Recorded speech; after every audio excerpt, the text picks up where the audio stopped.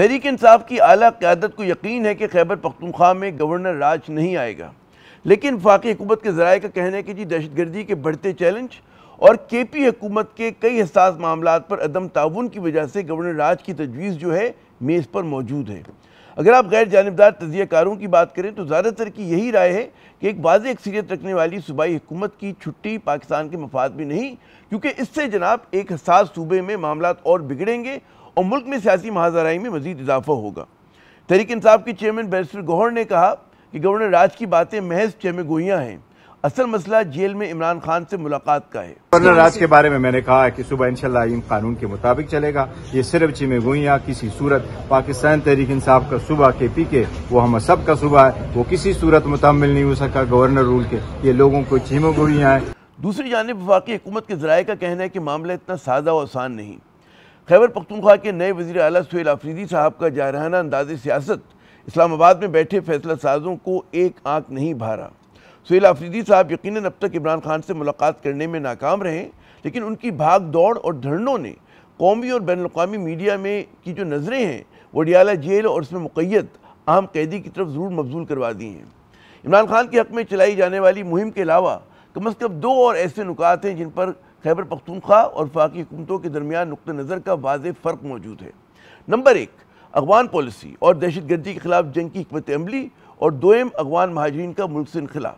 तहरीक इंसाफ जो है वो दहशतगर्दी से लड़ाई के मामले पर किसी बड़े ऑपरेशन के हक़ में नहीं और इस बात पर इस्रार कर रही है कि जी मकामी लोगों को इस मामले में एतमाद में लिया जाए।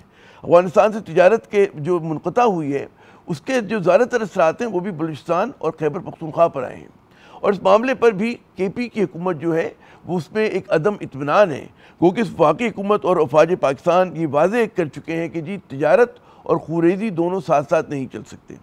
खैबर पख्तूनख्वा और वफाकी हुकूमत में तज़ाद बढ़ने की एक और जो वजह है वो अगवान महाजरीन का इनखला का मामला है।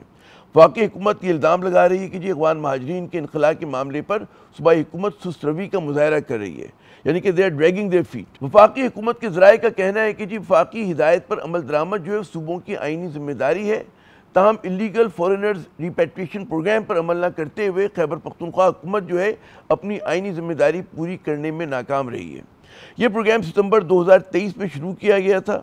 इब्तिदा में इस मनसूबे के तहत रज़ाकाराना वापसी की मोहलत दी गई थी जो इलीगल इमिग्रेंट्स से, जिसके बाद बाकायदा मुल्क बदरी का अमल शुरू हुआ। वफाकी हुकूमत के जो ज़राए हैं उनका ये भी कहना है कि जिस प्रोग्राम का मकसद किसी मखसूस कौमियत को निशाना बनाना नहीं। वज़ारत दाखिला के मुताबिक अप्रैल 2025 तक 11 लाख से ज़्यादा अफराद को जो है जो यहाँ पे गैर कानूनी तौर पर मुकीम थे उन्हें पाकिस्तान से निकाला जा चुका है, जिनमें से अक्सरियत जो है उनका ताल्लुक जो अफगानिस्तान से था, यानी कि अगवान महाजरीन की थी। सितंबर 2023 से अब तक 9 लाख से ज़्यादा अगवान शहरियों को जो है वापस भेजा जा चुका है। ताहम तोरखम बॉर्डर से जाने वाले इन अफराद में खैबर पख्तूनख्वा में मुकीम जो अगवान शहरी हैं वो ना होने के बराबर हैं।